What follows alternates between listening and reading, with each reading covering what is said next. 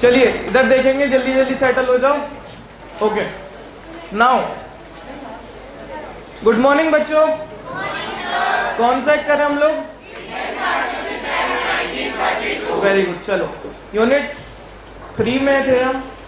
3 unit आपसे बात करते हैं 2 चीजों के लिए, रजिस्ट्रेशन डिसोल्यूशन। रजिस्ट्रेशन सेक्शन 58 में क्या जाती है? एप्लीकेशन। किसको जाती है? ROF, by way of delivering by post, delivering by hand. अच्छा, स्टेटमेंट के कंटेंट कितने हैं? First, name of the firm, principal place of business, other place of business, date of joining, name, permanent address, duration of partnership. बाकी क्यों नहीं बोल रहे? Strength तो काफी है, बाकी क्यों नहीं बोल रहे? चलिए आगे चलते हैं। इस स्टेटमेंट पे कौन कौन साइन करेगा? All the partner. कुछ नाम आप यूज नहीं कर सकते, कौन कौन से? बोलो बोलो जो भी पता है। ठीक है ठीक है ठीक है। बट गवर्नमेंट रिलेटेड वर्ड भी आप यूज नहीं कर सकते, बट एक गवर्नमेंट के कर सकते हो।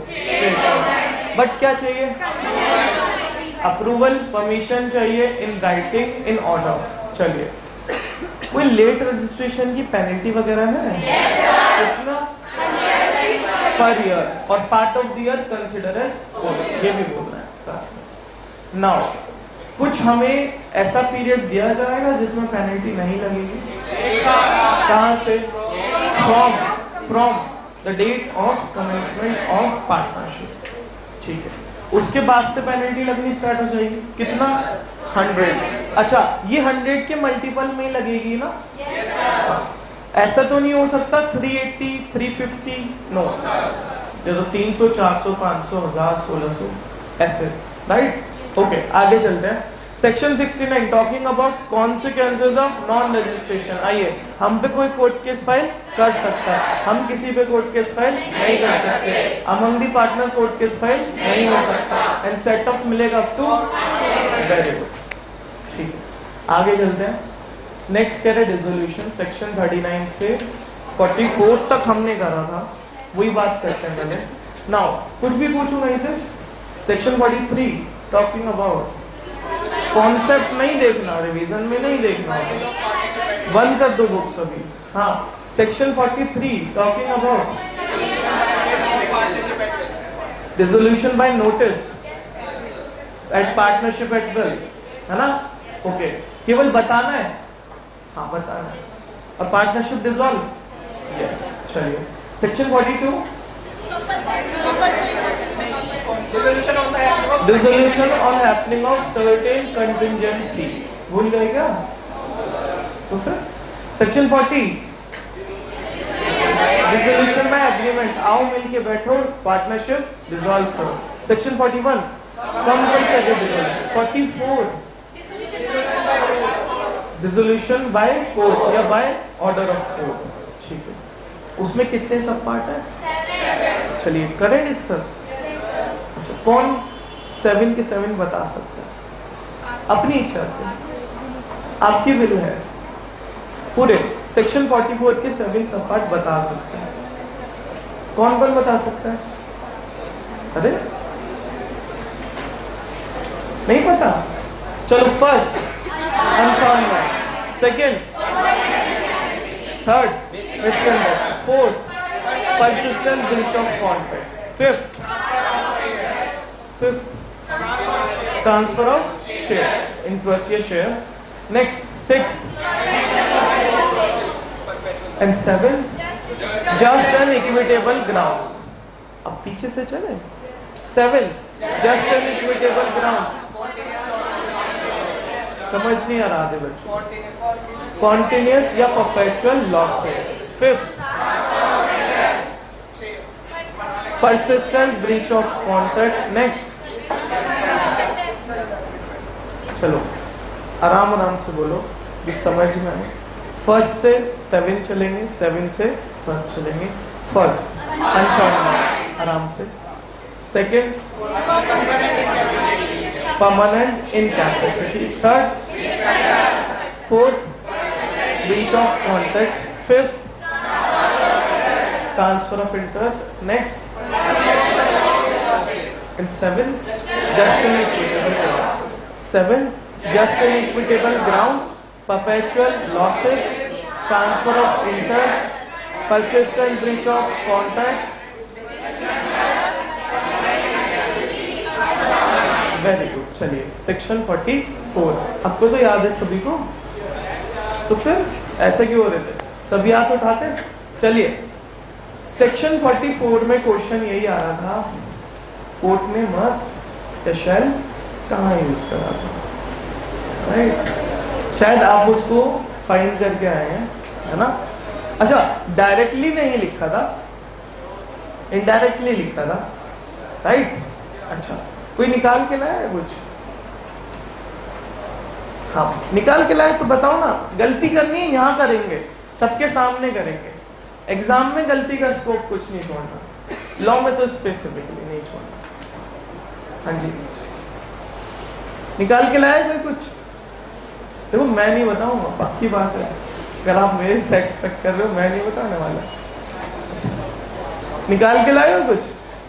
चलिए आगे बढ़ते हैं. तो फिर आइए जरा कॉन्सेप्ट पे. चलिए सेक्शन 45 से 55 की एक चेन आ रही है आपके पास, पढ़ेंगे पेज नंबर 3030. कॉन्सेप्ट है कॉन्सिक्वेंसेस ऑफ डिसोल्यूशन. अगर आपकी पार्टनरशिप क्या हो गई, डिसॉल्व, तो क्या क्या कॉन्सिक्वेंसेस होंगे, पढ़ते हैं. Section 45. First, liability for act of partner done after dissolution. क्या क्या उनकी लायबिलिटी रहेगी आफ्टर डिसोल्यूशन, किनकी, पार्टनर्स की. पढ़ते हैं. सेक्शन 45 है two folds objective. First, it seeks to protect third party. पहला उद्देश्य क्या है सेक्शन 45 का, कि थर्ड पार्टी को क्या करना, प्रोटेक्ट करना. मार्क करेंगे, to protect third parties. Okay. Section 44 का उद्देश्य, 45 का उद्देश्य है कि प्रोटेक्ट करे किसको, थर्ड पार्टी को. It seeks to protect third party dealing with the firm who has no notice of prior dissolution. जिनको नोटिस नहीं मिला कि फर्म क्या हो रही है. एक क्वेश्चन आया मेरे माइंड में, ये वर्ड है नोटिस, ये नोटिस के चार्ट में जाएगा.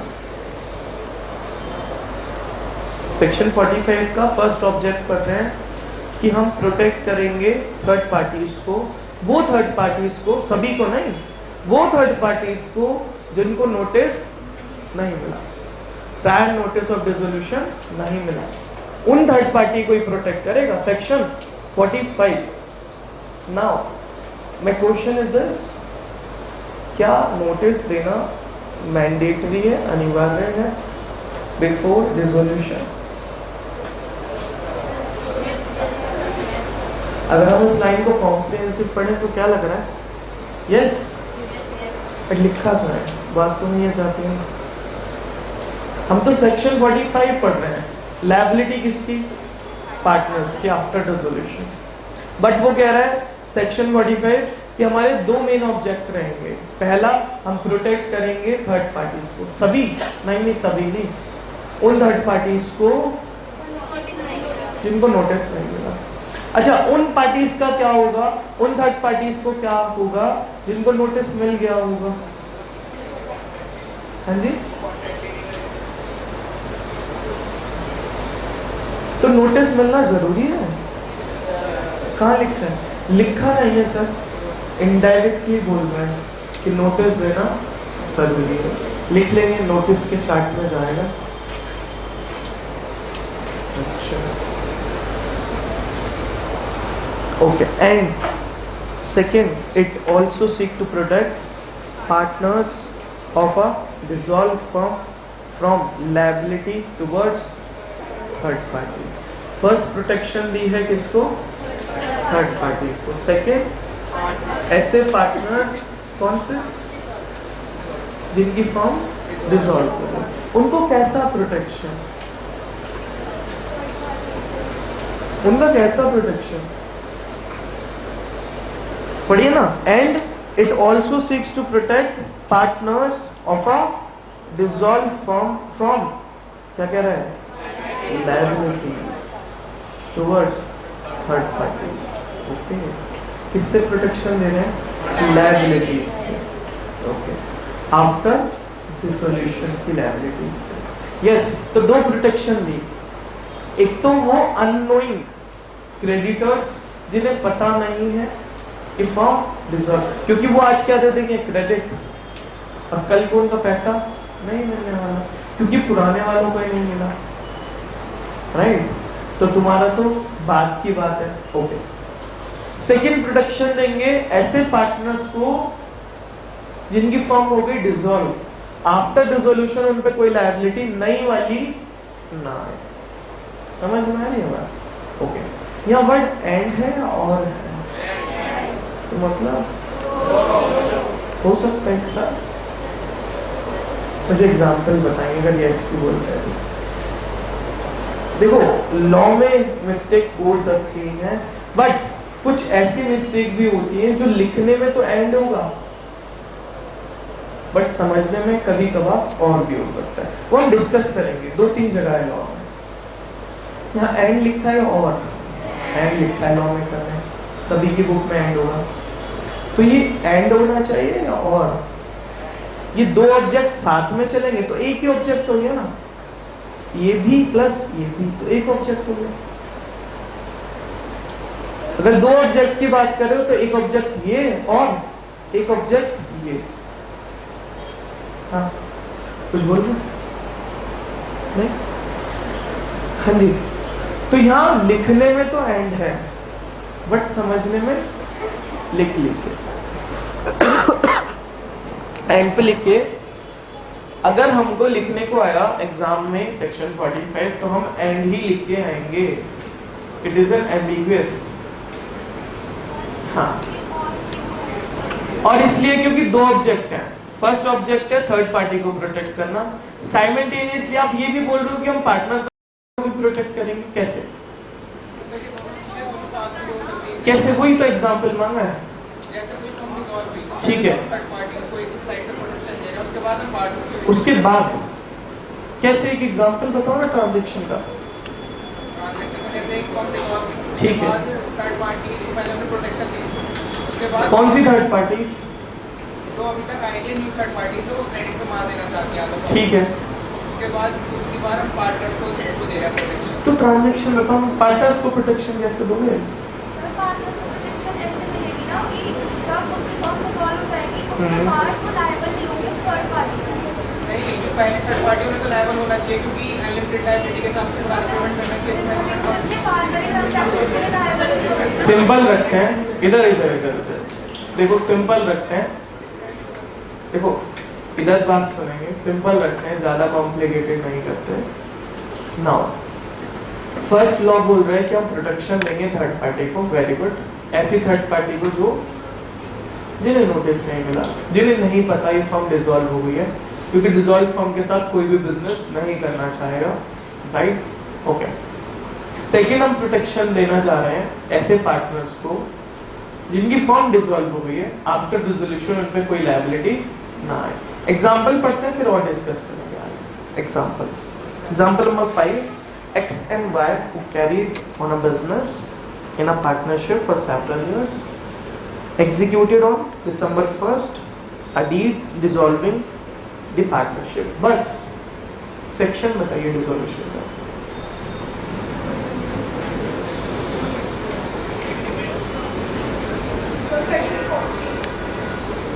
हाँ जी, बस इतना ही क्वेश्चन है आपकी जिंदगी में। मुझे डिसोल्यूशन का सेक्शन बताइए।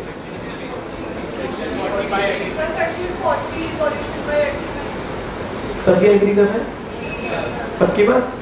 आगे चलना है। Dissolving the partnership from the date, okay, but fail to give a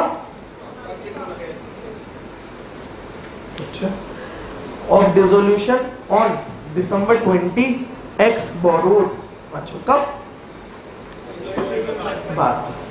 X borrowed, X कौन है? borrowed in the firm names a certain sum of money from who was ignorant of the dissolution। In such a case Y जो दूसरा partner है was also would be liable। बस बताइए। Are ने credit दे दिया, firm को दे दिया, किसके कहने पे? एक्स के कहने पे, जो कि एक पार्टनर है। बताइए कौन कौन लायबल होगा? दोनों। अभी तो आप प्रोटेक्ट कर रहे हो पार्टनर्स को भी,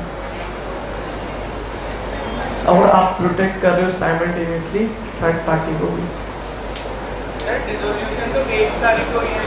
हाँ हाँ, एक मिनट, पहले एक ही क्वेश्चन को निकालेंगे। न्यू लायबिलिटी आई है। ये न्यू लायबिलिटी है, वेरी गुड, ठीक है, प्रोटेक्ट कीजिए। अभी मैं पूछ रहा हूँ लायबल कौन है, तो आप दोनों बता रहे हो। साइमल्टेनियसली 45 बोल रहा है कि हम प्रोटेक्ट कर रहे हैं पार्टनर्स को आफ्टर फ्रॉम लायबिलिटी। कैसे संभव है? पर पब्लिक में तो एक एक करके, हाँ, यहाँ पर तो पार्टनर्स की मिस्टेक है, उन्होंने पब्लिक नोटिस दिया ही नहीं। तो देना था नोटिस या पब्लिक नोटिस। चलो और चलते हैं। हाँ, और कोई कुछ बता रहे थे? सर मैं क्या था, पब्लिक नोटिस किया तो अभी उनको तो लायबिलिटी जिन्होंने दी है लायबिलिटी उनको पता ही नहीं था, तो अच्छा, ओके। तो पब्लिक नोटिस देना है नोटिस, पहले तो ये क्लियर कर लेते। देगा कौन? पार्टनर या पार्टनरशिप फॉर्म? पार्टनर्स। तो लिख लीजिए, नोटिस नहीं है, पब्लिक नोटिस, पीएन लिखते हैं।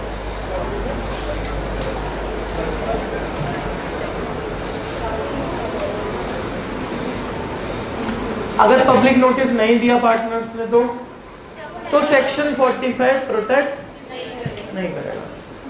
अगर दे दिया तो आगे बढ़िए। In such a case Y also be liable. हाँ, सर अगर उन्होंने कंपनी में पब्लिक नोटिस कंपनी नहीं पड़ी, हाँ, पार्टनरशिप में पब्लिक नोटिस नहीं दिया, तो फिर सेक्शन 45 तो थर्ड पार्टी को प्रोटेक्ट करेगा ना, पार्टनर्स को। हाँ, पढ़ रहे हैं ना। In such a case Y also would be liable, also मतलब उसके साथ और कौन है?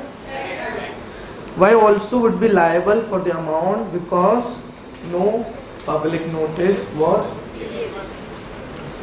तो डिसोल्यूशन ऑफ फर्म पे क्या देना है? Public notice. कौन देगा? नहीं दिया तो सेकंड प्रोटेक्शन खत्म। सेक्शन 45 की क्या है? To protect partner after dissolution from. समझ में आ रही है? If public notice is not given, then second protection is not available. Now, first protection is available. क्या है? जो क्रेडिटर्स इग्नोर है अबाउट द डिसोल्यूशन, तो सेक्शन 45 उसके साथ आके खड़ा हो जाएगा और उसको पैसा दिलवाएगा। हिंदी में बात करें, यही बात है ना? तो आप मुझे ये बताना वाले थे कि दोनों लिम्ब ऑफ प्रोटेक्शन, दोनों लिम्ब ऑफ ऑब्जेक्ट एक साथ कैसे लग रहे हैं जब पब्लिक नोटिस जाएगा। चलो लिखा है यहाँ पे, पढ़ते हैं। एग्जाम्पल 6 बनाते हैं अपना यहीं पे, ठीक है? लिखिए एग्जाम्पल 6। जहां लिखा है ना fail to give public notice, लिखिए on time give public notice, पूरे समय पे ही पब्लिक नोटिस दिया है। सेकेंड लाइन में लिखा है बट से स्टार्ट हो रहा है, but fails to give public notice, fails को काट दीजिए। अब बताइए क्या होना चाहिए? बस इतना ही अमेंडमेंट है और ज्यादा अमेंडमेंट नहीं है क्वेश्चन में। एक एक करके, हाँ, एक एक के ओपिनियन लेंगे जो बोलना चाहते हैं, और सबको अधिकार है बोलने का।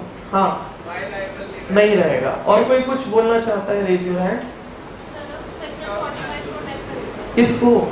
वाई को। तो कह रहे हैं वाई लायबल नहीं रहेगा, अब कह रहे हैं प्रोटेक्ट करेगा। अच्छा, और कोई इसी का कुछ ओपिनियन? दोनों को प्रोटेक्ट करेगा। दोनों को प्रोटेक्ट करेगा। सर आप लोग फर्म डिसॉल्व हो गई तो अब ऐसा फर्म प्रोटेक्शन भी मिल रहा है, प्रोटेक्शन मिल जाएगी उनको, लेकिन एक्स लायबल होगा एक इंडिविजुअल की तरह। चलिए क्वेश्चन पढ़ते हैं। एक्स एंड वाई, क्वेश्चन 6 पढ़ रहे हो। X and Y carried on a business in a partnership for several years, executed on December 1st a deed dissolving the firm as per section yes from the date, okay, but give a public notice on of dissolution.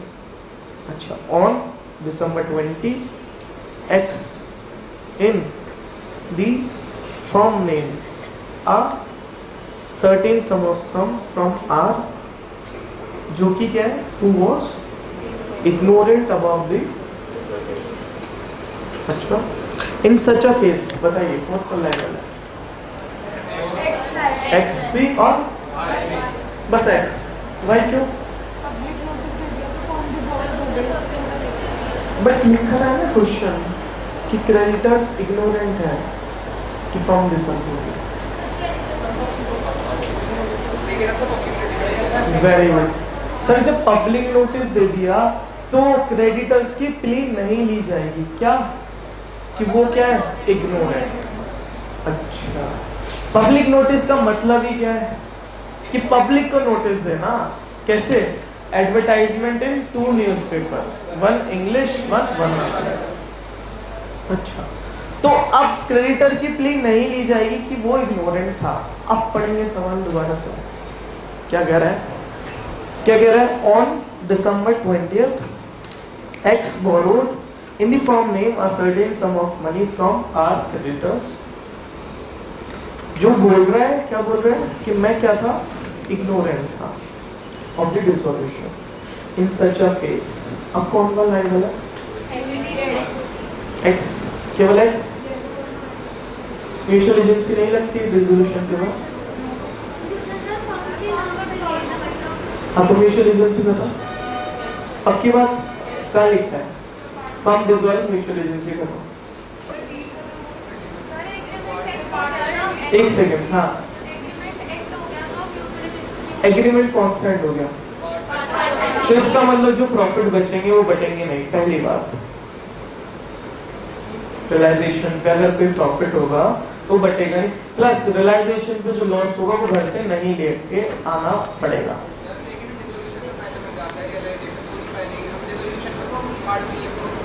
हाँ तो मैं वही तो बोल रहा हूँ कि dissolution पे देखो 2 चीज होती हैं, डिसोल्यूशन और वाइंडिंग अप। पता है आपको डिफरेंस क्या है? अच्छा, सेम है, डिफरेंस है, डिफरेंट होता है, क्या डिफरेंस है?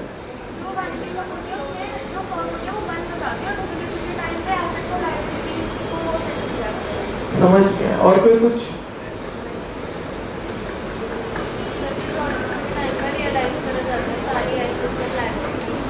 अच्छा,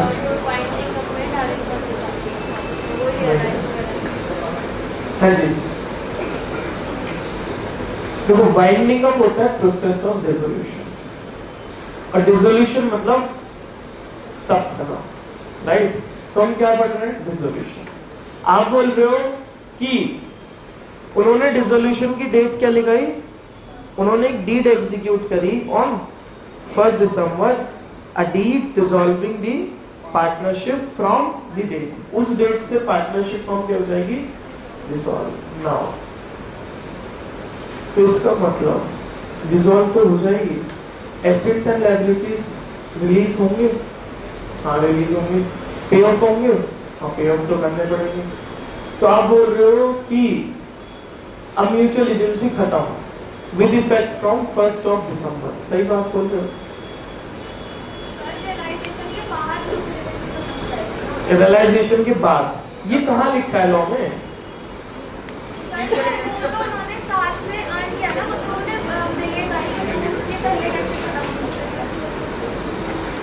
अच्छा, अपने क्वेश्चन पे वापस आते हैं। आर कह रहा है मुझे नहीं पता आपके डिसोल्यूशन के बारे में, इन सच अ केस कौन कौन लायबल हुआ? देखो फर्म ने तो पब्लिक नोटिस दे दिया था, फर्म ने तो पब्लिक नोटिस दे दिया, और अगर कोई ये बोले कि लो पैसा ले लो पब्लिक नोटिस के बाद, तो फर्म किसको प्रोटेक्ट करेगी, मतलब सेक्शन 45 किसको प्रोटेक्ट करेगा, या क्रेडिटर्स को?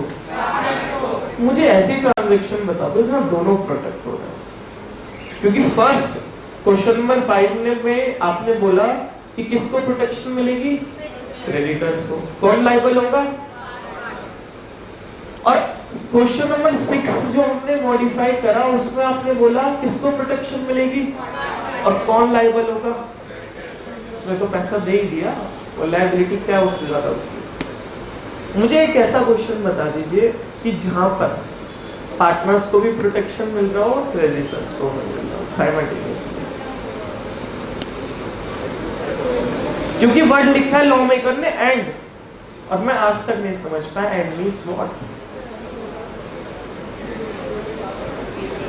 समझ पा रहे क्वेश्चन? अरे एट अ टाइम एक को ही तो दोगे प्रोटेक्शन, दोनों को कैसे? एक को तो लायबल ठहराना पड़ेगा ना, एक की गलती जब ही तो दूसरे को प्रोटेक्शन। आप ही बन जाइए ना जज। अगर आप डिसीजन देने लगे तो एक की तो गलती ठहराओगे ना, अरे तू गलत है, सब मैंने तुम्हारी प्ली सुन ली, तुम्हारे एविडेंस देख लिए, तू गलत है वो सही है, यही तो बोलोगे। नहीं नहीं दोनों सही हो, अरे नहीं नहीं दोनों गलत हो, तो भी बात नहीं जमी, फिर हम आपके पास आए क्यों थे? तो यस, लिखने में क्या लिखेंगे, पढ़ने में क्या पढ़ेंगे? चलिए आगे सेक्शन 46 सर। अच्छा एक्सेप्शन है, एक्सेप्शन पढ़ते हैं। However, there are certain exceptions to the rules stated above in example, i.e. even where the notice of dissolution has not been given. Example की तरफ से exception बता रहा है, law का part नहीं है, पढ़ लेते हैं क्या कहना चाह रहा है। There will be no liability for subsequent act in case of first the estate of a deceased partner, b an insolvent partner, C. a dormant partner, a partner who was not known as a partner to the person dealing with the। अच्छा ये क्या है, ये कौन है team, क्या है ये टीम, क्या बताना चाह रहे हैं? एक्सेप्शंस हैं कि इनको लायबिलिटी नहीं लगेगी, राइट? कौन कौन? फर्स्ट नहीं, फर्स्ट डिसीज जो, अच्छा उसको उसकी स्टेट से कोई पैसा नहीं पेड ऑफ किया जाएगा। सेकंड इंसॉल्वेंट पार्टनर, उससे भी पैसा वसूल नहीं किया जाएगा क्योंकि उसकी लायबिलिटी वैसी क्या है, ज्यादा है। थर्ड जिसको पता ना हो कि ऐसा कुछ हुआ है। ये क्वेश्चन 5 के बारे में बात कर रहा है आपसे, है ना? अच्छा डॉर्मेंट पार्टनर मतलब स्लीपिंग पार्टनर की बात कर रहे हैं। अब आपको टाइप्स नहीं बताएगा, इसे बता चुका। हियर डॉर्मेंट पार्टनर व्हाट, पक्की बात, पक्की। चलिए आगे चलते हैं। Point number B, what point number B? Section 46 पढ़ेंगे। On dissolution, okay, after dissolution section 45 में मार्क करेंगे, सेक्शन 45 पे जाके लिख लेंगे, वो प्रोविजन है आफ्टर डिसोल्यूशन की बात का। सेक्शन 46 है डिसोल्यूशन पर।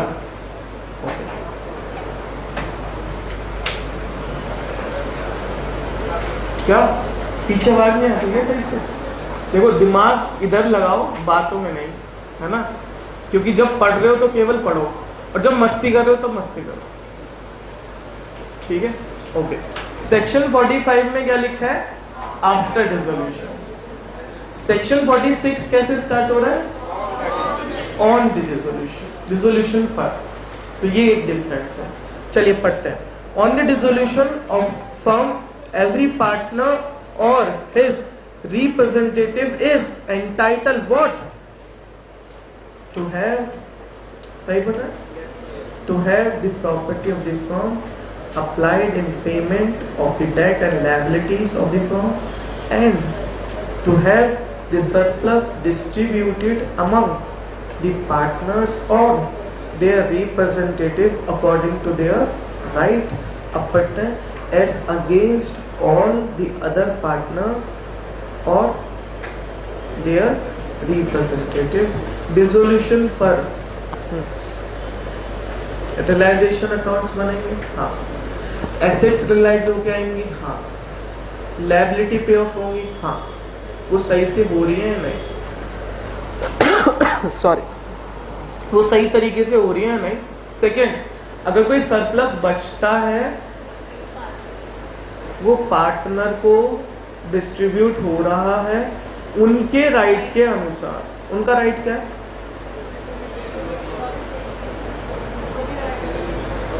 उनका राइट क्या है? सरप्लस, सपोज 4 पार्टनर है, राइट, उनका PSR 25% ईच है। नाउ 10 लाख रुपए बचे सब कुछ पे करने के बाद, हाँ, 2.5 लाख। तो ये राइट कैसे निकाला आपने? डीड में लिखा हुआ। तो ये PSR से लिया है या कैसे लिया है? पक्की बात। तो यहाँ PSR क्यों नहीं लिखा?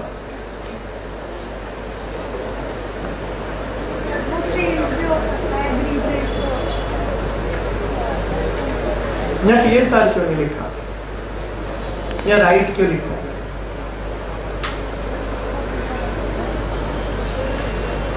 चलिए, तो सेक्शन 46 कह रहा है, एक सेकंड, सेक्शन 46 कह रहा है कि जो सरप्लस होगा वो बटेगा, पार्टनर्स में बटेगा, और राइट है आपका लेना सरप्लस। आप कौन? पार्टनर। या अगर कोई पार्टनर चला गया तो उसके रिप्रेजेंटेटिव का राइट है।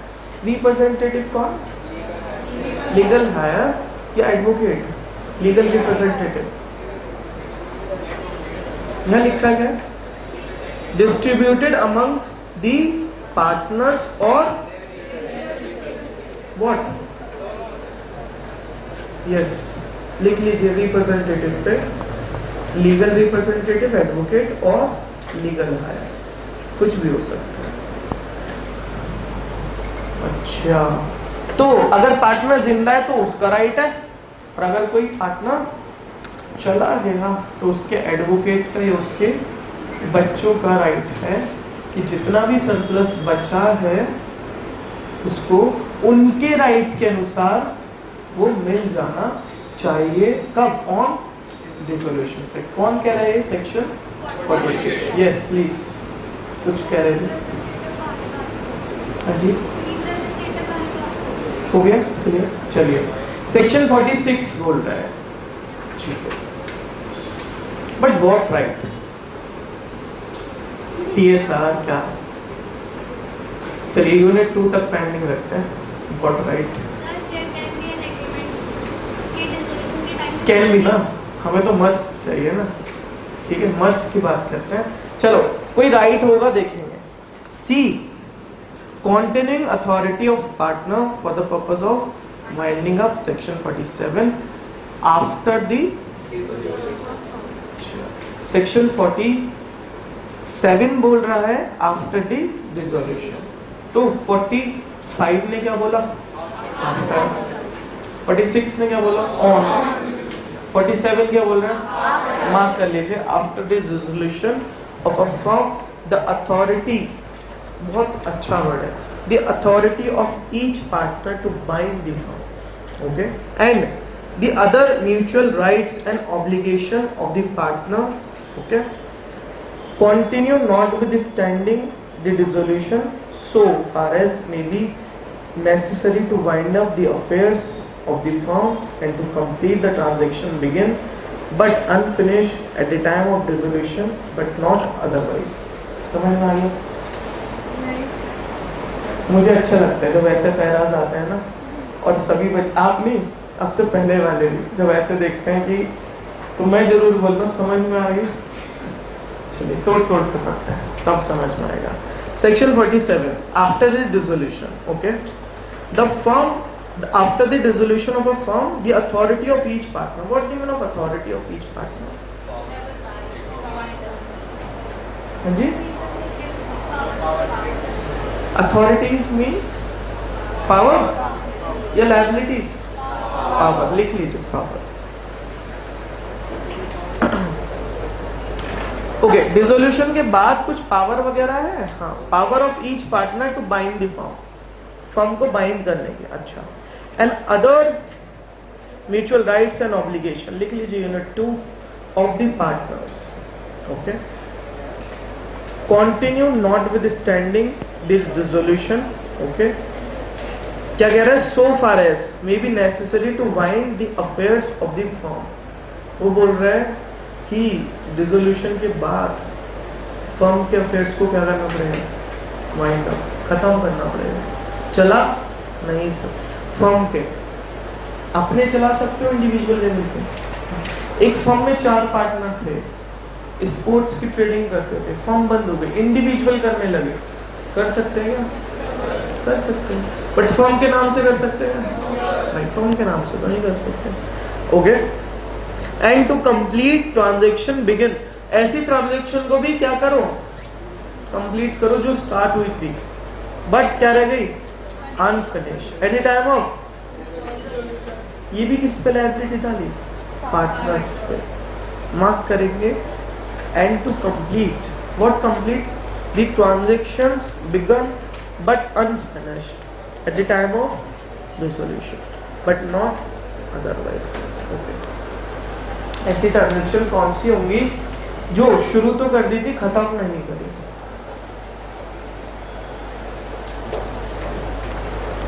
क्यों बोली ये लाइन? क्योंकि पार्टनर्स की लायबिलिटी क्या है? अनलिमिटेड। फॉर एन एग्जांपल, मैं एग्जांपल देता हूँ। एसबीआई बैंक से लोन लिया फर्म ने, उसकी ईएमआई जानी थी। जब फर्म बंद हुई उस समय भी 20 महीने की ईएमआई पेंडिंग थी, तो कैसे होगा? पार्टनर्स पे कोई लायबिलिटी है? हाँ, क्या? डिसोल्यूशन पर वो लायबिलिटी सारी की सारी क्या करो? पे ऑफ करो, क्योंकि ट्रांजैक्शन आपने स्टार्ट करी थी, फर्म आप बंद कर रहे हो, तो वो जो ट्रांजैक्शन अनफिनिश्ड है 20 महीने की, उन्हें भी क्या करो? कंप्लीट करो। कौन करो? पार्टनर्स। तुम पे क्या है? लायबिलिटी है, राइट? ऐसा नहीं बोल सकते फर्म बंद, अब 20 महीने की किस्त गई ना, तुमने स्टार्ट करी थी, तुम ही क्या करोगे? क्लोज करो। ऐसे तो हर कोई क्या करेगा? पार्टनरशिप फर्म में लोन दे लेगा और फिर पार्टनरशिप फर्म बंद, लायबिलिटी खत्म। नहीं, तो लॉ कह रहा है नहीं होगा ऐसे। तो लायबिलिटी वो तो पे ऑफ करनी है जो आपकी बैलेंस शीट में, ऐसी लायबिलिटी भी पे ऑफ करनी है अंडर दिस क्लॉज जो कॉन्टिंजेंट है, राइट? उसका भी प्रोविजन बना के चलना है, क्योंकि ट्रांजैक्शन किसने बिगिन करी थी? आपने। What is mean of contingent liability?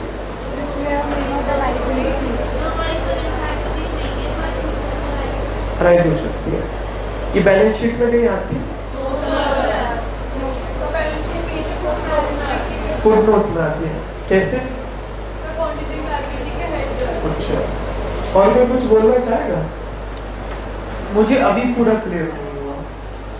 सही तो बोल रहे हो, बट टेक्निकल चाहिए कुछ।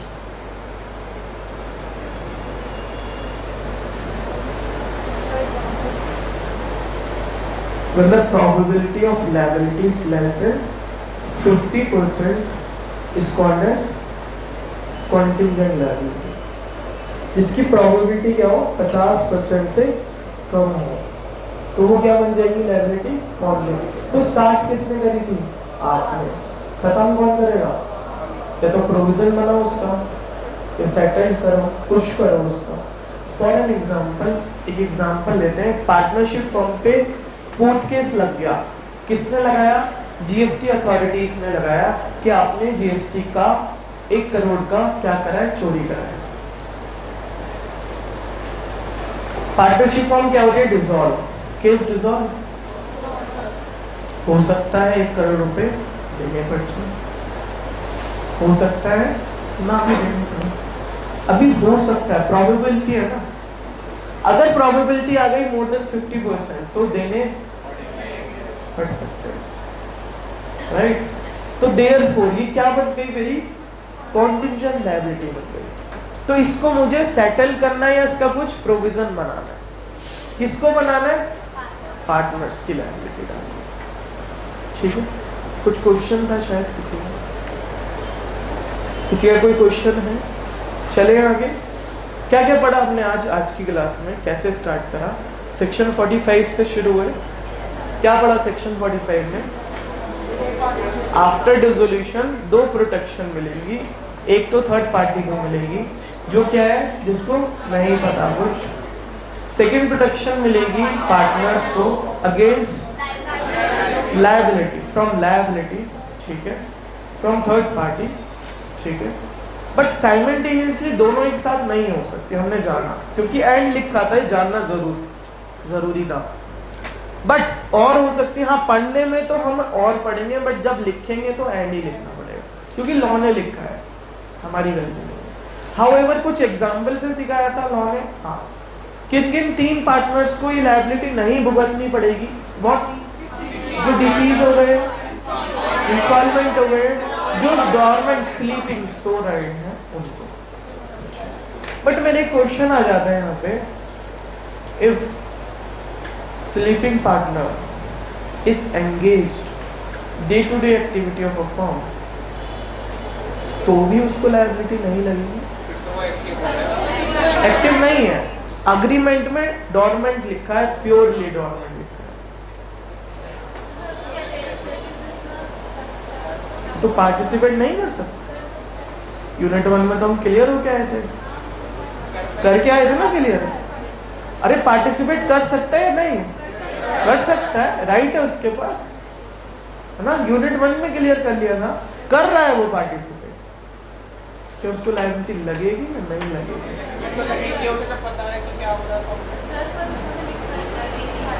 हाँ जी, केस स्टडी नंबर,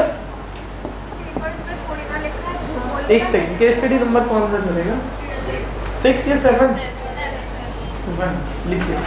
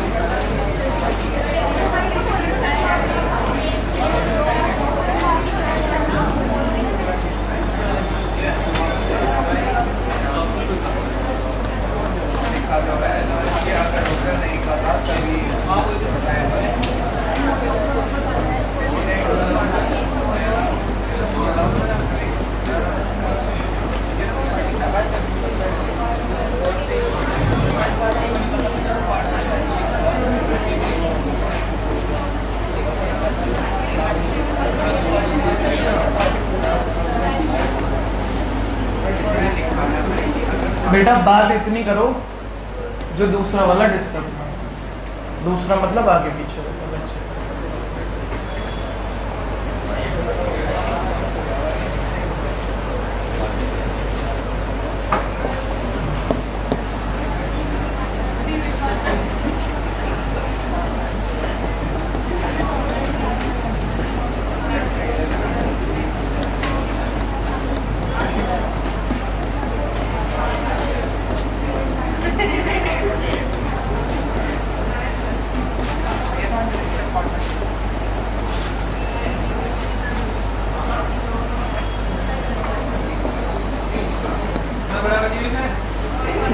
अभी पहले इतना लिख लो।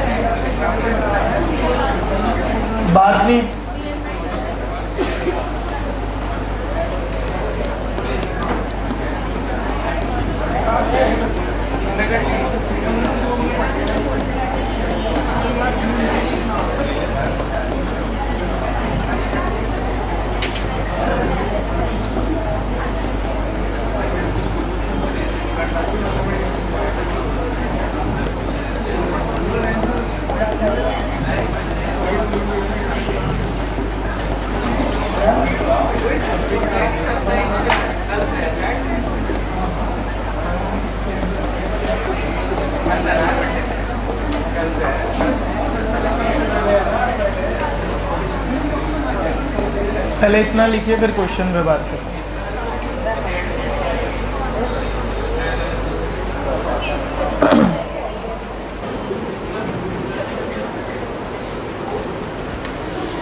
चलिए लिख लिया।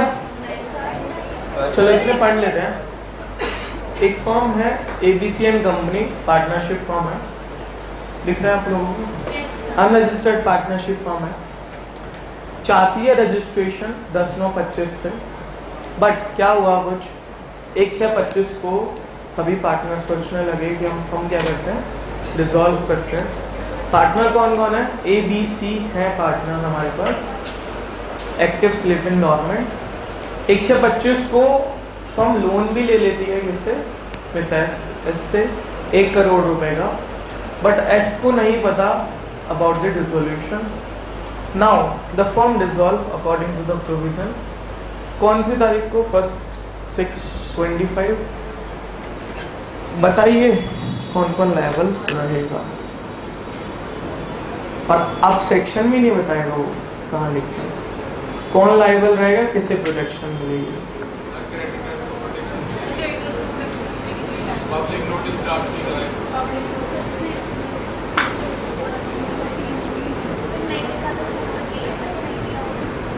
हाँ देखो क्या पूछेगा इसे, अभी तो नहीं पूछेगा इतने छोटे लेवल पे, एक क्वेश्चन डाल देगा डिस्कस।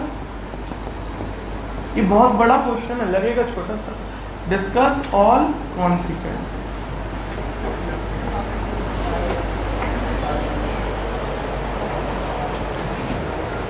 हर एक एस्पेक्ट्स को क्या करो, डिस्कस करो।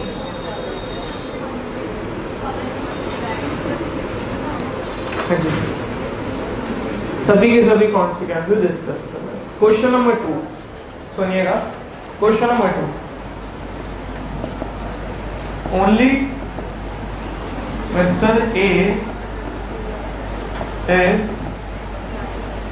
Insolvent partner.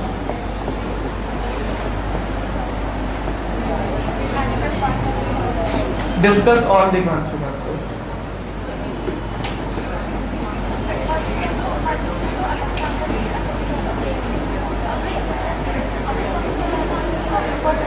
फर्स्ट का फर्स्ट में, सेकंड का सेकंड।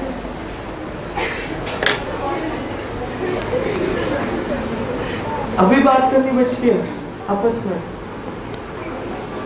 इतनी क्लासेस होने के बाद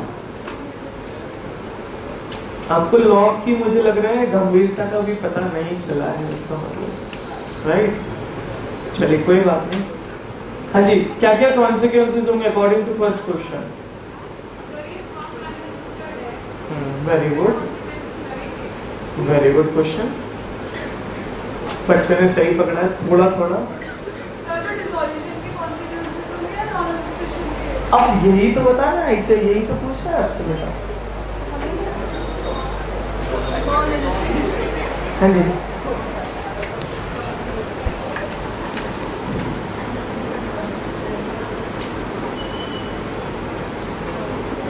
होमवर्क है,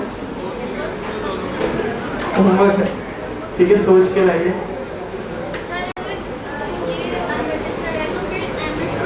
मुझसे आप लॉ के बारे में पूछ लीजिए, टेक्निकल की जो हम पढ़ते हैं सेक्शन।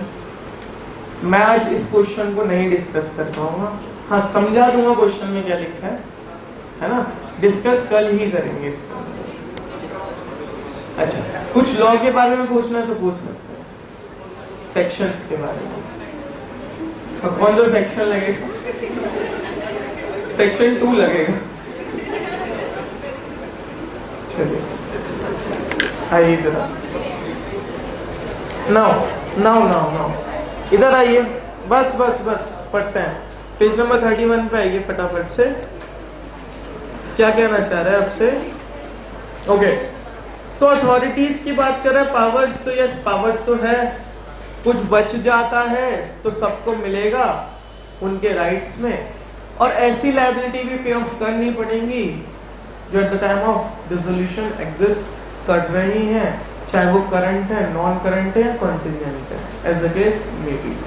इससे कोई मतलब नहीं है, राइट? अच्छा आगे चलते हैं। सेक्शन 48 दिख रहा है? यहीं से क्वेश्चन पूछेगा ICAI सेक्शन 48, फेवरेट सेक्शन है ICAI का सेक्शन 48। आपको खुद ही लग जाएगा क्यों है पढ़ते। आइए, mode of settlement of partnership accounts पढ़ते हैं। इन the settling the accounts of a firm after dissolution, कब? माफ कर लो। तो डिसोल्यूशन के बाद क्या होगा? अकाउंट्स सेटल हो according to section 48। In the settling the accounts of a firm after dissolution following rule shall में, यही रूल है। आपने जो पढ़ा है हमें नहीं पता, सेक्शन 48 का यही रूल है मोड ऑफ सेटलमेंट। पढ़िए।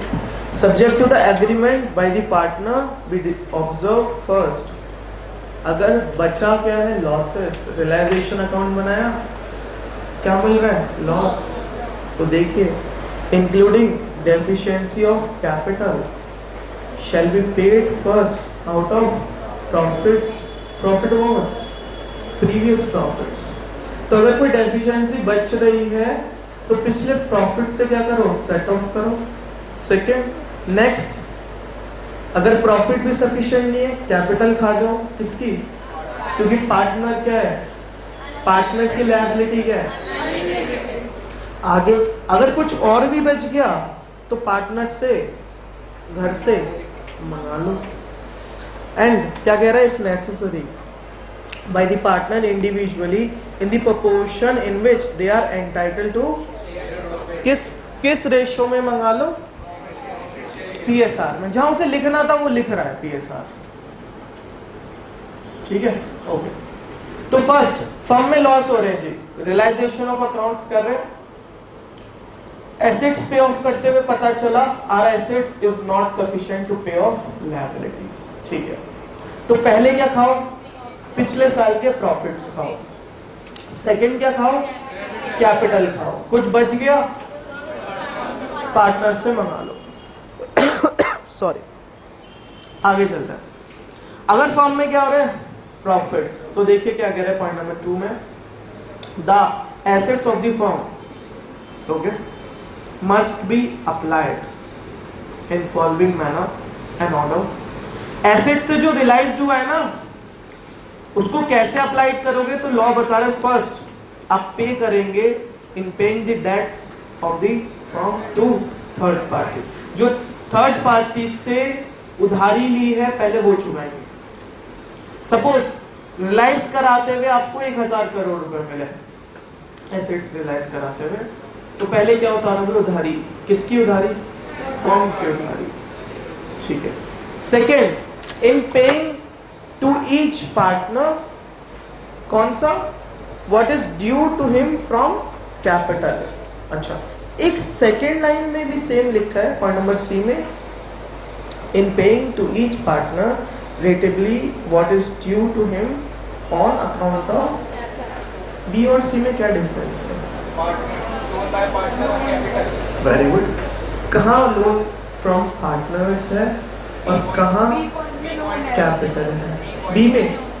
Very good. बी पॉइंट में वो फिर चीज पे करना क्या? जो लोन ले रखा है किससे? पार्टनर से, वो पे ऑफ करो। थर्ड पॉइंट में उनकी कैपिटल पे ऑफ करो, जो उनसे कैपिटल ले रखे हैं। अच्छा, 2 कैपिटल अकाउंट बनते हैं, करंट है ना, बनते हैं ना, करंट और फिक्स्ड। फिक्स लिखते नहीं है, कैपिटल अकाउंट ही लिखते हैं। कौन सी की बात कर रहे हैं? पॉइंट नंबर सी में 2 कैपिटल अकाउंट हो गए। अच्छा, थे आपकी जिंदगी में 2 कैपिटल? Very good. तो कौन सी की बात कर रहे थे? सी में कौन सी बात कर रहे हैं? Capital including current. लिख लीजिए, लिख लीजिए। करंट समझ में आ रहा है ना कौन सा करंट बोल रहा हूँ? हाँ। अच्छा, अगर कुछ बच जाए डी में तो इफ एनी, अगर कुछ बच जाता है, shall be divided among the partners in proportion of what? In proportion in which they were entitled to share कुछ बच जाता है तो PSR में बांट देना। आपने कैसे रियलाइजेशन करा है हमें नहीं पता, बट लॉ के हिसाब से तो इस तरह से होगा। ठीक है, वैसे भी कैसे बांटते थे? हाँ, ऐसे बांटते थे। कौन सा सेक्शन बोलता है? हाँ, तो मैडम ने तो नहीं बताया सेक्शन, तो लॉ बताता है। ठीक है, उन्होंने भी कहां से पढ़ के बोला हुआ आपको? लॉ से। चलिए आगे चलते हैं। तो दो सिचुएशन हो सकती हैं। पहला, रियलाइजेशन अकाउंट कर रहे हैं, एसेट्स रियलाइज करी और पता चला लॉस होगा। तो लॉस होगा, हाँ, तो तीन तरीके हैं। पिछले प्रॉफिट खा जाओ, पार्टनर की कैपिटल खा जाओ, कुछ बच रहा है लॉसेस में तो मंगा लो पार्टनर से। किस रेशियो में? PSR। अगर पता चल रहा है रियलाइजेशन करके प्रॉफिट होने वाला है, ठीक है, अच्छी बात है, तो मगर प्रॉफिट कम करने से पहले क्या करो? पे ऑफ करो सारी लायबिलिटी, थर्ड पार्टी, पार्टनर की लायबिलिटी पे ऑफ करो, पार्टनर का capital account including current account पे ऑफ करो। फोर्थ, कुछ इसके बाद भी बच रहा है आपके पास तो PSR में खत्म। समझ में आ रहा है?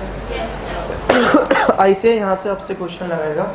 एग्जाम्पल नंबर 6 आपका होमवर्क है, मार्क कीजिए।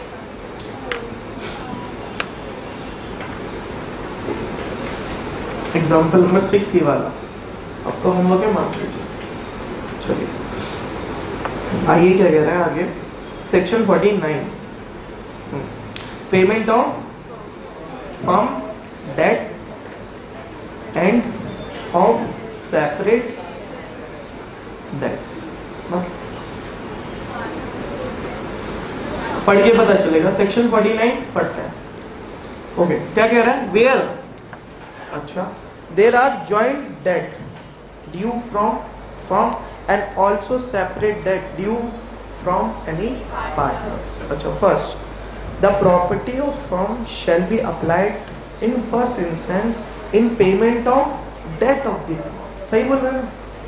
फर्म की प्रॉपर्टी पहले क्या पे करेंगी? फर्म का debt, and plus if there is any surplus then the share of each partner shall be applied to the payment of its separate debt or paid to him in the what ratio? लिखा है, लिखा है। अच्छा, ये on dissolution, after dissolution, what dissolution, क्या लिखा है? आपने तो बताया ही नहीं सर, ना आपने पूछा, बट हम तो पूछेंगे। हम सेक्शन 45 से लिखते आ रहे हैं on dissolution, after dissolution. Section 49 में क्या लिखा है जी? लिखा है ऑन, कहाँ लिखा है? मुझे दिख नहीं रहा।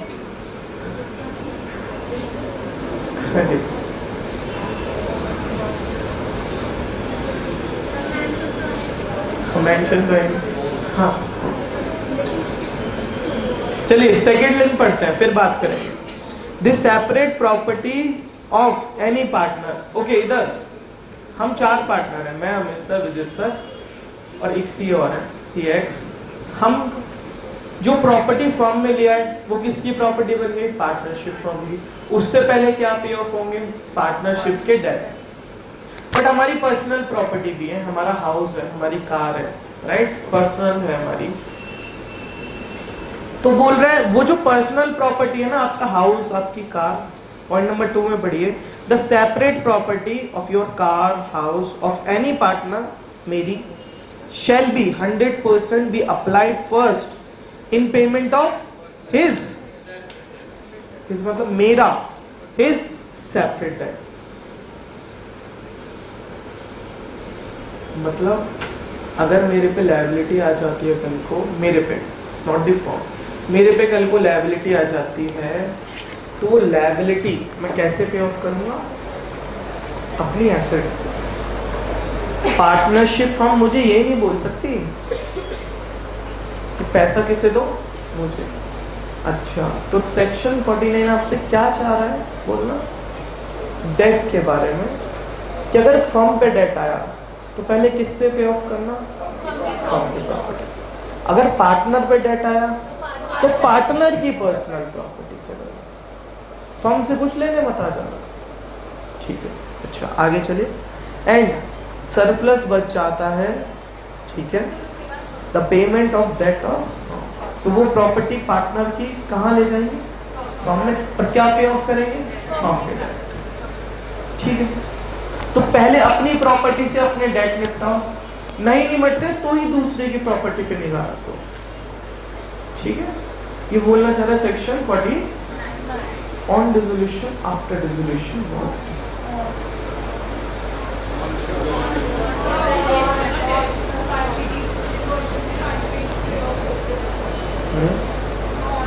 ऑन आफ्टर, ऑन, पक्की बात, लिख लीजिए। डीमिंग है ऑन डिसोल्यूशन, लिखा नहीं है लॉ ने, डीम करेंगे ऑन डिसोल्यूशन।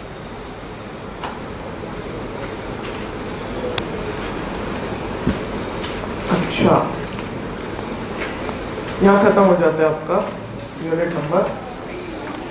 सब कुछ नहीं पढ़ाया जाएगा।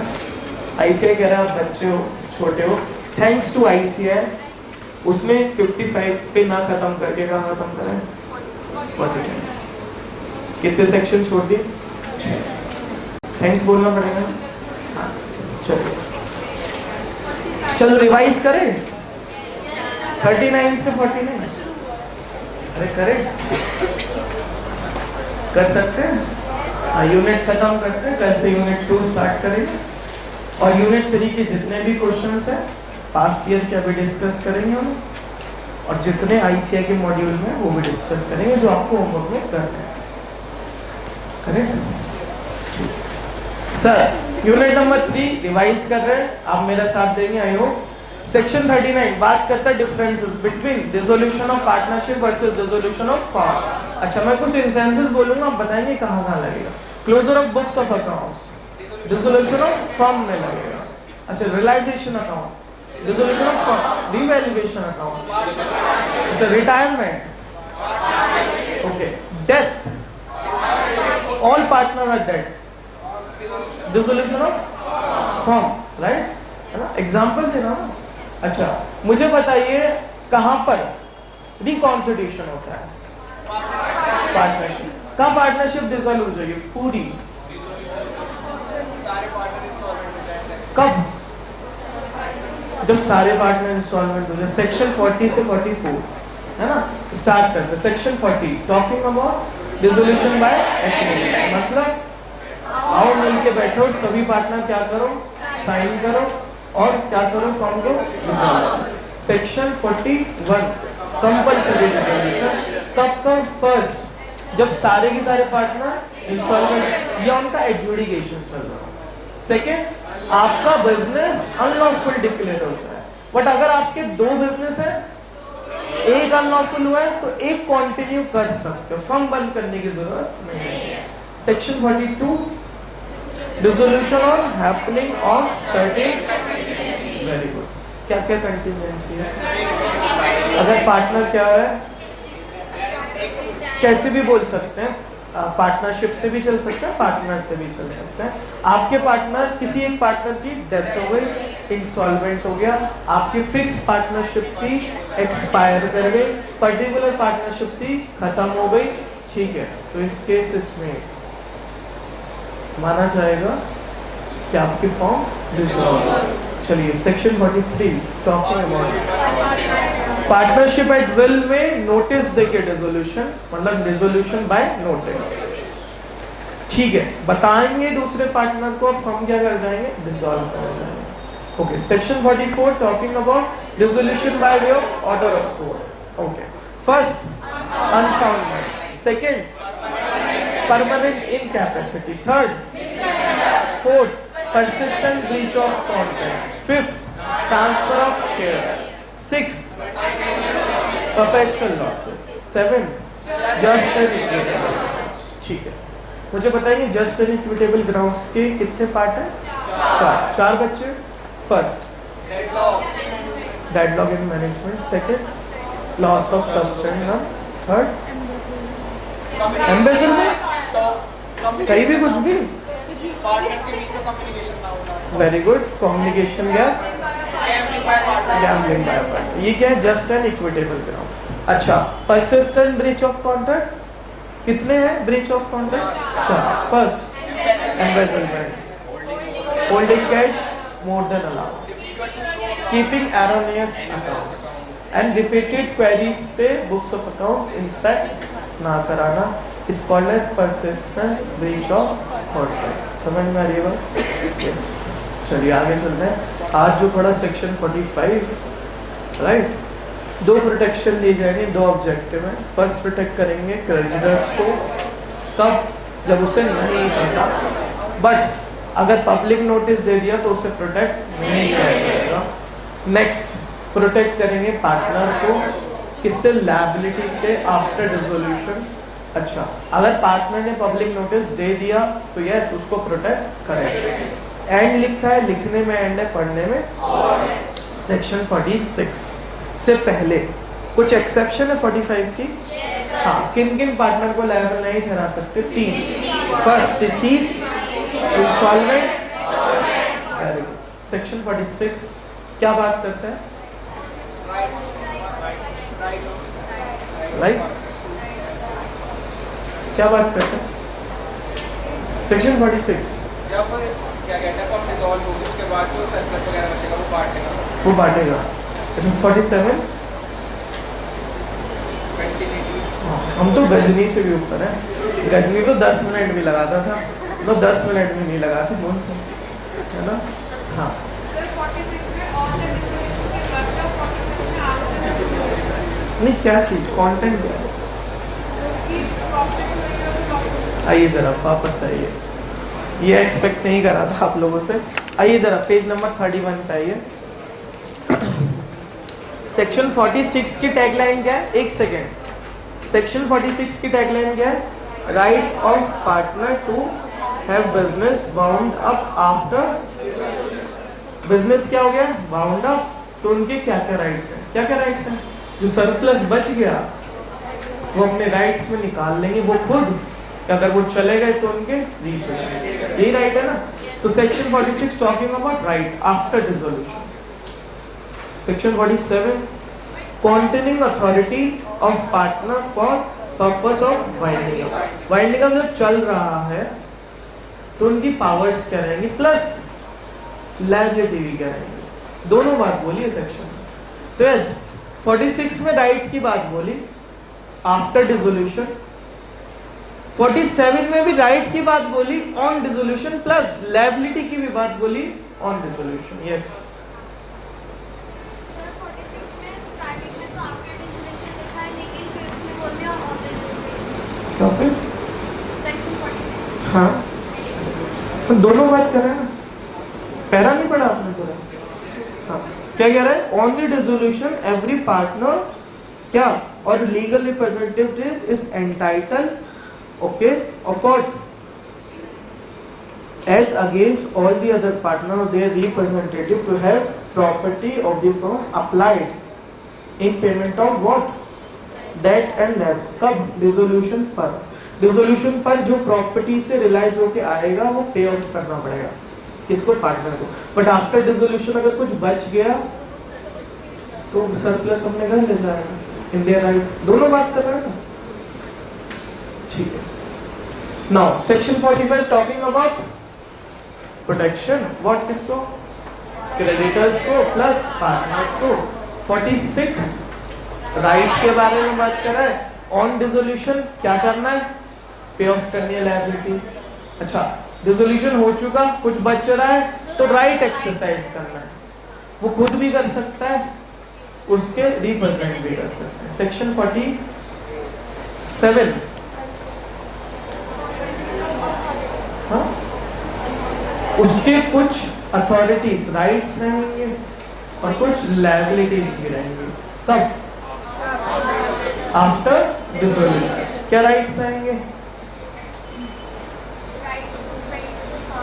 अच्छा, क्या लायबिलिटीज रहेंगी? जो कुछ लायबिलिटी उन्होंने स्टार्ट करी थी बट वो क्लोज नहीं कर रहे तो उनको क्लोज करना है। राइट क्या रहेंगे? एक ही तो राइट है, क्या राइट है?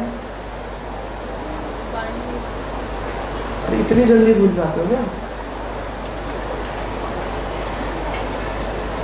देखो मैं क्या करता हूँ, मैं जानबूझ के नहीं बोलता। रीजन भी मैंने अभी बोल दिया, आप भूल जाओगे, पक्की बात है, भूल जाओगे। उसके बाद जब आपको खुद महसूस होगा ना यार क्यों नहीं आ रहा अंदर से, तो वो चीज अलग है। अच्छा आइए जरा क्या लिखा है पढ़िए। सेक्शन 47 में, after the dissolution of the firm the authority power of each partner to bind the firm, okay, for what, as so far as may be necessary to wind up the affairs of the firm। उनके पास क्या right है? उनके पास right है firm के assets बेचने का, अब liability पे ऑफ करने का। लायबिलिटी क्या है उनकी, ड्यूटी क्या है उनकी, जो उन्होंने ट्रांजैक्शन बिगन करी थी उनको क्लोज करना है, ठीक है। तो section 45 talking about two objects, what, first protection to creditor, second protection to partner. 46 rights है, क्या राइट्स है? कुछ बच जाता है तो उसको शेयर करने का, वो भी ले सकता है, उसका रिप्रेजेंटेटिव भी ले सकता है। 47 राइट है, जो एक्ट है पार्टनरशिप के वो खत्म करेंगे, लायबिलिटी पे ऑफ करेंगे, एसेट से रियलाइज करेंगे। एक ड्यूटी भी है, हाँ ड्यूटी है अल्टीमेट कि जो ट्रांजैक्शन बिगिन करी थी उसको क्लोज करना है। Next and favourite section 48, mode of settlement, कैसे सेटल करेंगे अकाउंट्स। तो अकाउंट सेटल करते हुए पता चल रहा है प्रॉफिट होगा या लॉस होगा। अगर लॉस होगा तो पहला पास्ट प्रॉफिट में से ले लेना, सेकेंड कैपिटल खा जाना, थर्ड पार्टनर से मंगा लेना। किस रेशो में? यस। अगर फर्म में प्रॉफिट होगा तो पहले पे ऑफ करना, जो एसेट्स रियलाइज करिए पे ऑफ करना liability of third party, second पे ऑफ करना पार्टनर्स के लोन, थर्ड पे ऑफ करना पार्टनर्स की कैपिटल इंक्लूडिंग करंट, फोर्थ पे ऑफ करना कुछ बच जाता है तो पार्टनर्स को इन पीएसआर। चलिए सेक्शन 49 क्या बात करता है कि फर्म की एसेट्स पहले पे ऑफ करेंगे फर्म के डेट्स, पार्टनर की सेपरेट हाँ ऐसी प्रॉपर्टी जो फर्म को दे दी वो नहीं, जो उसकी सेपरेट खुद की है। पार्टनर की सेपरेट प्रॉपर्टी पे ऑफ करेंगी व्हाट, पार्टनर्स की खुद की लायबिलिटी। अगर कुछ बच जाता है तो दे सकते हो, है ना फर्म को। यहाँ खत्म हो जाता है आपका यूनिट नंबर 3। क्वेश्चंस पे बात करें, चलिए आइए पास्ट ईयर क्वेश्चंस पे। यूनिट नंबर 3 जी, आपने सेक्शन 47 के नीचे वाला क्या पढ़ा है? कौन सा बेटा? वो शायद क्वेश्चन से रिलेट करता होगा आई थिंक, एक मिनट मैं देख लेता हूँ।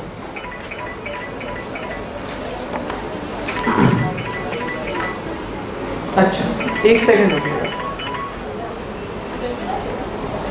आइए जरा सेक्शन 47 पे एक्सेप्शन पढ़ लेते हैं। Provided that the firm is in no case bound by the act of partner who have been adjudicated insolvent। अगर कोई पार्टनर डिक्लेयर इंसॉल्वेंट हो गया है तो उसके एक्ट पार्टनरशिप फर्म को बाइंड नहीं करेंगे। सिंपल सी बात है। अगर कोई क्या हो गया है, इंसॉल्वेंट डिक्लेयर्ड हो गया, डिक्लेयर बाय कोर्ट, तो वो जो एक्ट करेगा आफ्टर इंसॉल्वेंसी वो फर्म को बाइंड नहीं करेंगे। वो लोन लिया आएगा किसी से, फर्म पे ऑफ नहीं करेगी, ठीक है ना। वो लोन लिया है फर्म के नाम पे 1 करोड़ का, फर्म के एसेट से पे ऑफ नहीं होगी। अच्छा आगे चलिए, आगे कह रहा है but this provision does not affect the liability of any person who has after adjudication representative himself or knowingly permitted himself to be representative as a partner of। क्या बात बोल रहे हैं, तोड़ के पढ़ते हैं। क्या कह रहे हैं? But this proviso does not affect what, the liability of any person who has after adjudication represent himself or knowingly permitted himself to be representative as a partner of। अच्छा उसकी लायबिलिटी को कोई इफेक्ट नहीं पहुंचेगा, मतलब वो liable रहेगा। कौन लायबल रहेगा, किसके बारे में बोल रहा है? कौन सा पार्टनर? इंसॉल्वेंट साथ है या उसको रिप्रेजेंट कर रहा है? पढ़िए ना क्या लिखा है, this proviso does not affect the liability of any person who has after adjudication represent himself और knowingly permitted himself to be representative as a partner of insolvent। अच्छा, तो किसकी बात कर रहे हैं? इंसॉल्वेंट पर्सन की है, उसके साथ वाले की? साथ वाले की। क्या बात कर रहे हैं?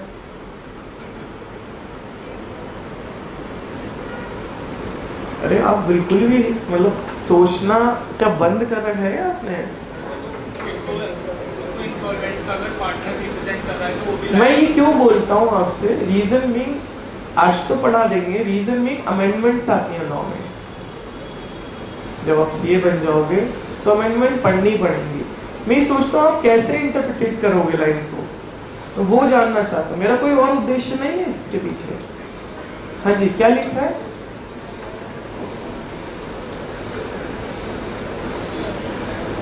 चलिए, हमें तो पढ़ाने से मतलब है। चलिए पढ़िए क्या कह रहा है। This proviso, what proviso? ये जो प्रोवाइडेड लाइन है ना, एक्सेप्शन, अच्छा, ये इफेक्ट नहीं करेगी। किसको इफेक्ट नहीं करेगी? लायबिलिटी ऑफ उस सेकंड पार्टनर की लायबिलिटी, वो तो लायबल रहेगा। इसका मतलब ये नहीं, फॉर एन एग्जांपल, फर्म पे कोई लायबिलिटी है तो सेकंड पार्टनर बोलेगा कि फर्स्ट पार्टनर क्या हो गया इंसॉल्वेंट, तो मैं भी क्या हो जाऊं, बच जाऊं। नहीं, आप किसको रिप्रेजेंट कर रहे हो? Whole of the firm as well as this partner also. तो जो फर्म पे लायबिलिटी, आप उससे मुक्त नहीं हो। वो हो गया क्या? हाँ, उसको तो कोर्ट ने क्या कह दिया? इंसॉल्वेंट। समझ में आ रही है बात? चलिए आइए जरा क्वेश्चन बैंक पे आइए, पेज नंबर 409, 409।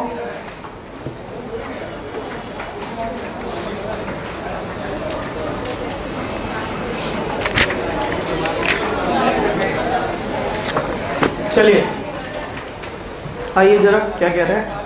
अच्छा, जरा चार्ट देखिए कब कब आया, चार्ट एनालिसिस करिए।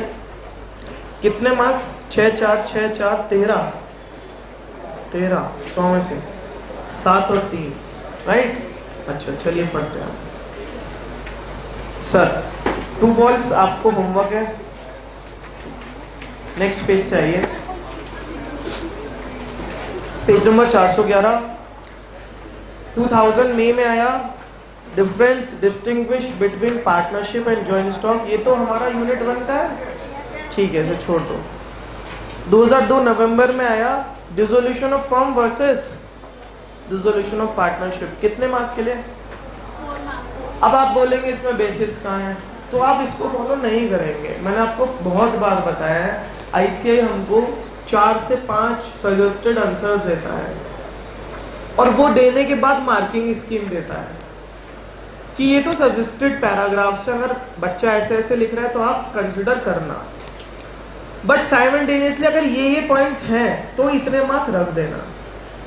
तो वो कौन से पॉइंट्स होते हैं? वो बेसिस वाले ही होते हैं जो हम आपको मार्क कराते हैं। मार्क कर लो इसको, मार्क कर लो,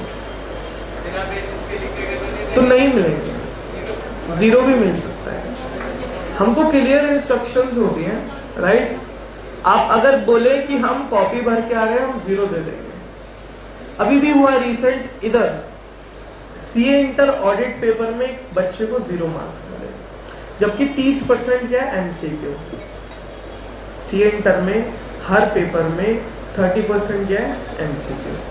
आप फाउंडेशन क्लियर करेंगे, कहाँ जाएंगे? हाँ, कितने पेपर है? 6 पेपर है। 6 के 6 पेपर में 30% क्या आता है एमसीक्यू, 70% क्या आता है डिस्क्रिप्टिव। ओके, तो ऑडिट में भी क्या होगा? एमसीक्यू 30%, तो उसको कितने मार्क्स मिले? 0। तो आप ये मत बोलिए कि उसने नहीं भरा, उसने बहुत सारा भरा, और बल्कि A कॉपी B कॉपी पता नहीं क्या क्या भरा उसने, बट 0 क्यों मिला? क्योंकि उसको क्या नहीं मिलेगा एग्जामिनर को? एक भी कीवर्ड्स नहीं मिला होगा, नहीं मिला होगा, राइट? एमसीक्यू गलत होंगे, हाँ सारे। उसकी कॉपी, एक सेकेंड, उसकी कॉपी लाइव भी है सोशल मीडिया प्लेटफॉर्म पे। ऐसा नहीं है कि आईसीआई ने आपको 0 मार्क्स दे दिया और कुछ नहीं बोल रहा। सोशल मीडिया पे भी है, ठीक है। तो ये मत समझना कि आप कुछ भी लिख के आएंगे और मार्क्स मिल जाएंगे, नहीं मिलेंगे, ये बात दिमाग से निकाल देना। अगर 2 लाइन लिखने के 4 मार्क्स है तो 4 ही मिलेंगे अगर वो 2 लाइन है लिखी, ठीक है। समझ में आ रही है बात? जब कुछ बच्चे बोलेंगे जी बेसिस ही लिख के आते फिर तो अंदर को कॉन्टेंट नहीं लिख के आते, आप बोलो ना बेसिस पे मार्क्स हैं, तो ऐसा भी नहीं चलेगा, क्योंकि एग्जामिनर की कुछ पर्सनल एक्सपेक्टेशंस भी रहती हैं आपसे, क्योंकि वो भी कैसे बना है, इन्हीं प्रोसेस से ये बना है। देखो एक चीज मैं आज बहुत क्लियर कर देता हूँ आपको सभी बच्चों के लिए, या तो क्लास जब मेरी चल रही हो तो बात करना बंद कर दो, अदरवाइज अगर आप ऐसे ही कंटिन्यू करोगे तो मैं सच्ची में उस समय ही क्लास छोड़ के चला जाऊंगा। मुझे ऐसा एनवायरनमेंट पसंद है। अब बात करो, मुझे कोई प्रॉब्लम नहीं, इतनी बात करो कि मेरे तक ना आए, आपके अगल बगल वाले तक ना आए। मैं मना नहीं कर रहा आपसे बात करने के लिए, मगर ऐसे मत करो कि डिस्टर्ब हो जाए क्लास, ठीक है। तो आगे से ध्यान रखिएगा, ओके। तो आईसीआई की मार्किंग समझा रहे हैं आपको, इस तरह से चलता है, तो ध्यान में रख के करिएगा क्वेश्चन। ये आप क्वेश्चन कर सकते हैं। सेक्शन कौन सा है? सेक्शन 39। चलिए आगे। टाइम रिक्वायर्ड आपको दिख गया होगा, कितने मिनट? 6 मिनट। नेक्स्ट कह रहा है dissolution of firm and dissolution of partnership 2002 में आया। कितने मार्क के लिए आया? 2 मार्क के लिए। कितने पॉइंट लिखने? सारे 5 पॉइंट, ठीक है। आगे चलते हैं। Descriptive question. First, define the partnership and state the procedure for its. क्या क्या लिखना होगा? कितने मार्क के लिए? 10 मार्क के लिए। कब? 97 में। आज तो 4 मार्क के लिए नहीं आएगा, 97 जब तो आप हुए भी नहीं होगा, कोई भी नहीं होगा शायद, है ना। हाँ, क्या क्या डिफाइन करना है? सेक्शन 4, फिर सेक्शन 58। अच्छा आगे चलिए। नेक्स्ट क्वेश्चन, नवंबर 97 में आया। Explain the meaning of dissolution of a partnership firm when the dissolution of firm take place. 10 mark के लिए आया। होमवर्क है सारा। नेक्स्ट चलिए।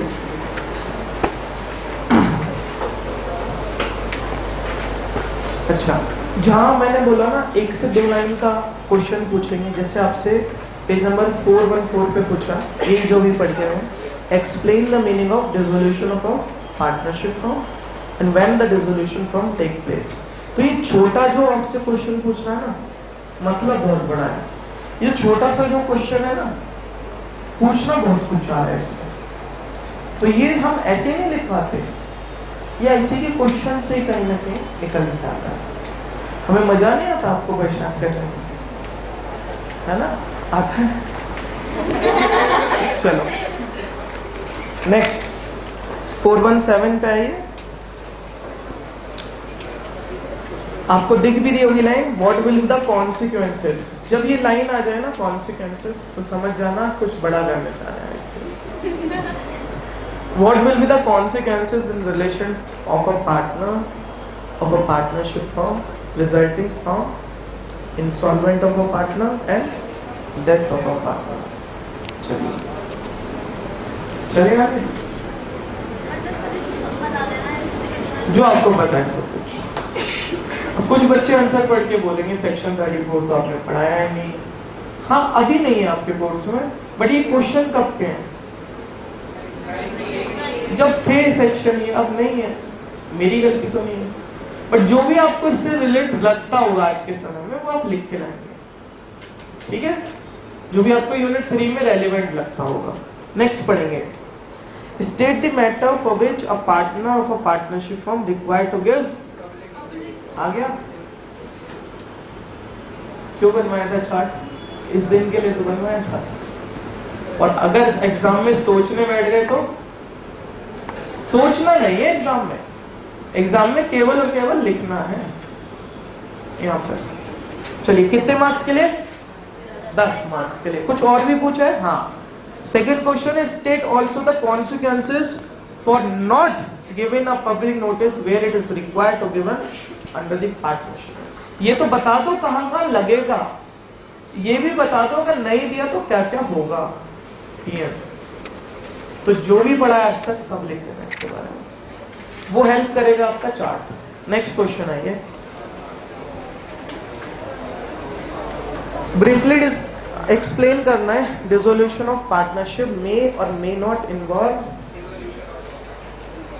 5 मार्क के लिए है, अपनी लिख के लाना है, क्या लिख के लाएंगे। चलिए, इस registration of partnership form is necessary, discuss effect of non registration of form. 10 marks के लिए, ज्यादा भारी नहीं है। चलिए नेक्स्ट आइए, mode of effecting registration of a partnership form. ठीक है, नेक्स्ट क्वेश्चन है, you want to form a partnership form, would you like to get it registered, if so why, also the state the procedure you have follow for getting form registered. समझना है question को क्या पूछना चाह रहा है और आंसर लिखना है। चलिए बाकी के सारे क्वेश्चन होमवर्क यहाँ पे है ना, जितने भी यूनिट में सभी होमवर्क